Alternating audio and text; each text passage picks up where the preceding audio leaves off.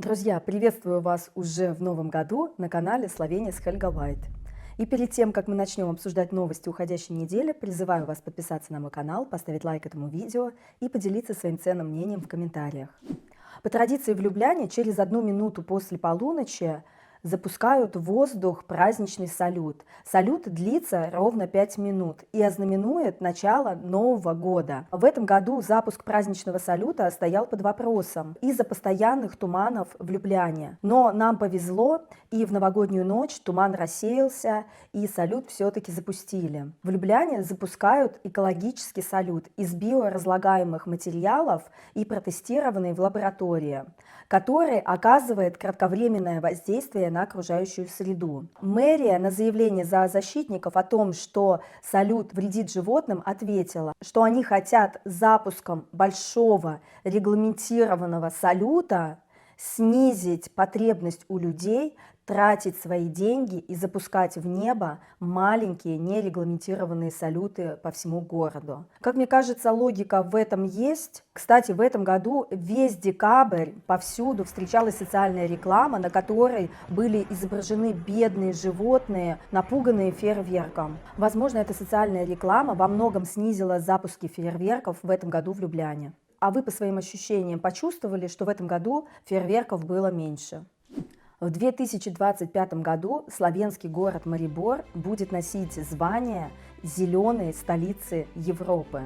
Власти и жители Марибора очень радуются этому титулу, так как надеются, что этот титул привлечет огромное количество туристов, а вместе с ними, соответственно, и много денег в бюджет. Я не заметила, что Марибор является каким-то особенно зеленым городом.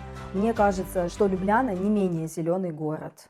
В маленьком славянском городке Железняки чуть не произошла трагедия. От скалы, которая находится вблизи центральной дороги, откололся огромный камень размером с легковой автомобиль. Он скатился по склону прямо на дорогу, чуть не попав в гараж и в жилой дом. Слава богу, что это произошло в 3 часа ночи, когда не было людей. Сейчас уже этот огромный валун убрали с дороги. Эксперты говорят, что дальнейших камнепадов не предвидится. Однажды в своих новостях я уже рассказывала, как один такой огромный камень упал на легковой автомобиль и убил 2 пенсионеров. В маленьком славянском городке Грасупле ребенок не справился с управлением электрического самоката и на всей скорости врезался в бетонный столб. Ребенка доставили в клинический центр Любляны с ужасными травмами головы. К счастью, ребенок остался жив. И непонятно, когда уже до властей дойдет, что нужно запретить пользоваться электрическими самокатами. Хорватские таможенники задержали посылку, направляющуюся из США через Хорватию в Словению. В посылке оказались 2 чрезвычайно ядовитые кобры-монокли, от укуса которых, например, в Таиланде ежегодно погибает больше всего людей. На юридическое лицо, которое заказало этих кобр, наложен штраф в размере 1800 евро, а ответственному лицу, скорее всего, это директор данной компании, наложен штраф в размере 720 евро.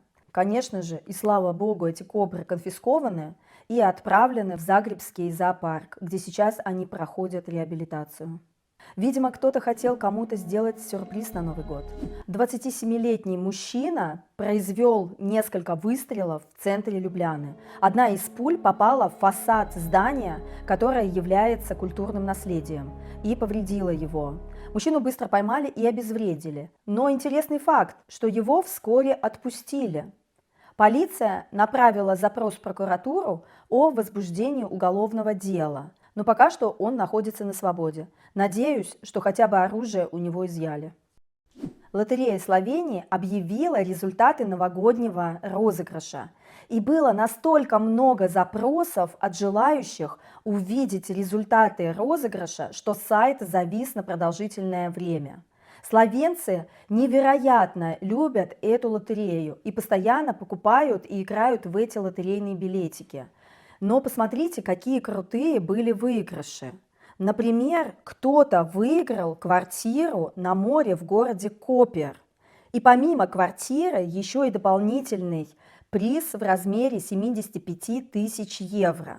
О победителе мы знаем только то, что он купил билетик в Бахинской Быстрице. А также была разыграна квартира в Любляне и дополнительный денежный приз в размере 80 тысяч евро. О победителе мы знаем только то, что он купил лотерейный билетик в Шенчуре. Хорошо, хоть квартиру не в Пхеньяне разыграли.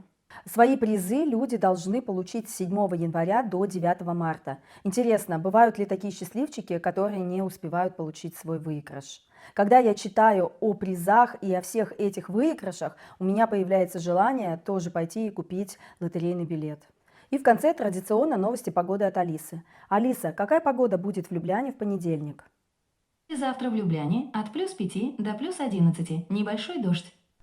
К сожалению, погода нас не радует, снега, видимо, мы так и не дождемся. Друзья, Может быть, еще потеплеет. Вы любите снег? снег мы любим, а дождь нет. Друзья, на этом мои новости подошли к концу. Не забывайте, пожалуйста, подписываться на канал, ставить лайки и делиться своим ценным мнением в комментариях. Пока-пока, до новых встреч! Налетели как саранча.